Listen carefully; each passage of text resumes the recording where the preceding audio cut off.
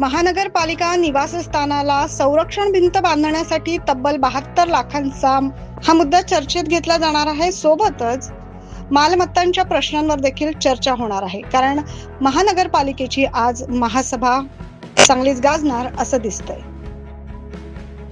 पाहूया सविस्तर बातमी.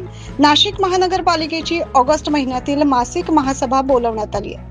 आज दुपारी 2 वाजता महापालिकेचे मुख्यालय असलेल्या राजीव गांधी भवन येथे ही महासभा होणार आहे.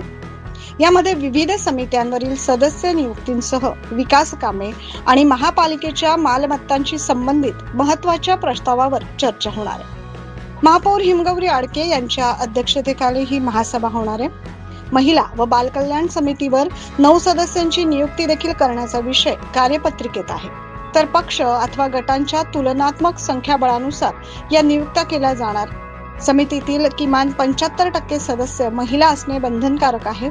असे महत्त्वाचे मुद्दे आज विचारात घेतले जातील. तसेच शहरातील सुधारणा, वैद्यकीय सहाय्य आणि आरोग्य विधी तसेच शिक्षण समितीवर प्रत्येक 9 सदस्य नियुक्त करण्याचे प्रस्ताव देखील महासभेसमोर घेतले जाणार आहे.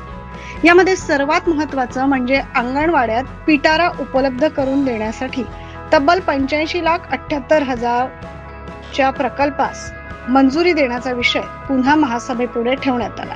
हा प्रस्ताव यापूर्वीच्या महासभेत देखील झाला होता. प्रभाग क्रमांक 5 मध्ये फायर स्टेशन शेजारील मनपा निवासस्थानाला संरक्षण भिंत बांधण्यासाठी 72 लाख रुपयांच्या प्रकल्पास प्रशासकीय मंजुरी देण्याचा प्रस्ताव देखील चर्चेला घेतला जाणार आहे. अशा विविध मुद्द्यांवर आजची महासभा होणार आहे. त्यामुळे आजच्या होणाऱ्या या महासभेकडे अवघ्या नाशिककरांचं लक्ष लागलंय. Bureau report 9 news Maharashtra.